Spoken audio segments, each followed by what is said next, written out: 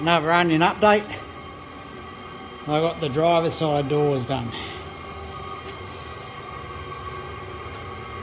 Come up all right.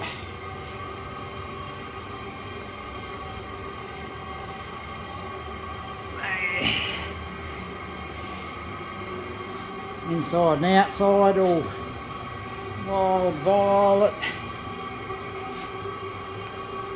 The old rack here we made's come very, very handy since we've had it. The other two doors are still outside because I'm still sculpting those because of the condition they were in. I've become a pretty good sculptor, that's for sure.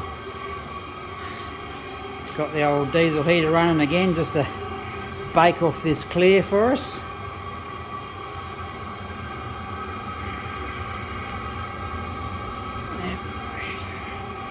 I'll be able to bolt these up to the car tomorrow.